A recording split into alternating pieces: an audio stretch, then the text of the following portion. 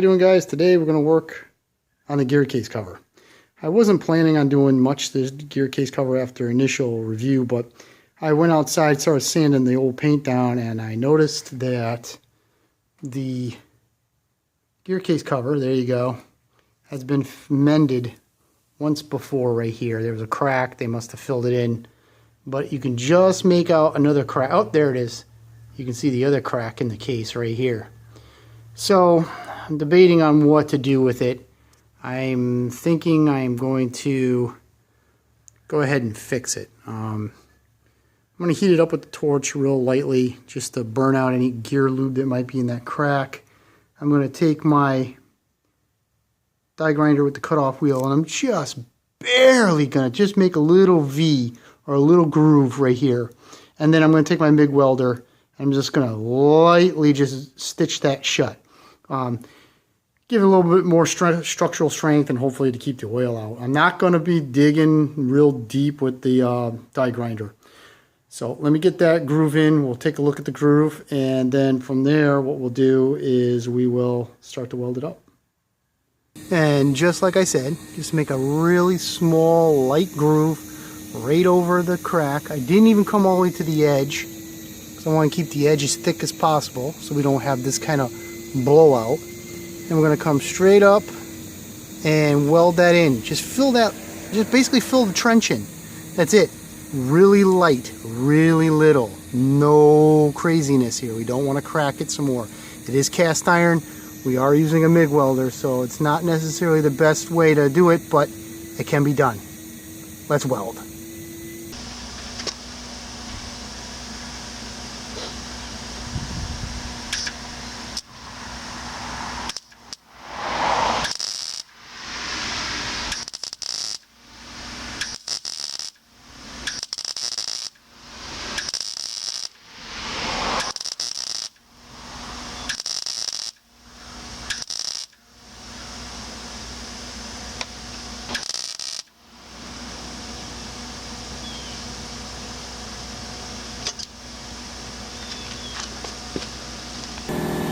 Now notice I only did half of it at this point in time. I don't want to overheat this, because the cast iron will expand and contract at different rates and could cause a crack to show up even bigger. So I'm just going to let this cool off a little bit, and then I'm going to finish it up.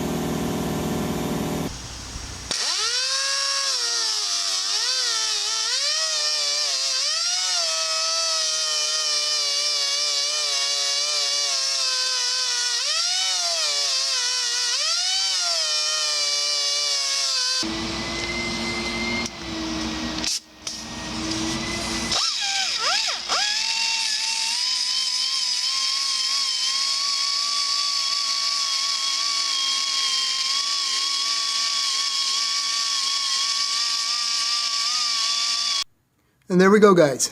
It's all done. That crack has been filled with some weld. Sorry about the shaky camera work here. But you know, right there, it's all done. I didn't come down, didn't blow through the edge. I took it upon myself to kind of fix that big notch that they had burnt through. And then I smoothed it all out. It looks really good, as you can tell. Now, is this a perfect repair? No. It's cast iron. It's cracked. It always will be cracked. But it's good enough for what we're going to do with this tractor. This is the prior owner's weld. You can see I tried to fill it in a little bit. I wasn't going to go crazy with it. Where's my weld? Here's my weld. Here, it comes up here. And you can just barely see the crack still right there, because I don't want to come up onto this face. I don't want to have one of these. You know, the crack on the inside is still there. I'm just going to leave it alone. I'm not going to get crazy with it. Just got to, you know, make sure that this doesn't get torqued in stupid tight. It must have gotten dropped, I would think. Probably got dropped or something like that, because there's really no, I mean, with all those bolt holes, I just don't see it being such a situation that this is going to, there's so much load on this area right here that it's going to crack, you know. It must have taken a shot. But this, I don't know about you, but for me, that's perfectly acceptable. A little bit of cheese and a Bondo, and I mean a little bit of, you know, Bondo in there. if I really want to get crazy with it and repaint it. And this thing's mint. As always, I can't shut up. So just to finish it all off, what I did was I just DA sanded all the old paint down so it's nice and smooth, or fairly smooth. DA'd the weld down, as you can tell, looks really good. Yeah, there you go, looks real good. Once you put some paint and primer on it, you're never going to notice it, and it's good enough for what we're going to do with it. The other thing I did, which I didn't really film because it's all the same, these are the original spring detents for the paw system. Well, these were all basically worn off. So I just took the welder, no, not this one, starting here. I just snot welded a couple dot, you know, 1, 2, oh, half the dots, 6 of them, yeah, 6 of them.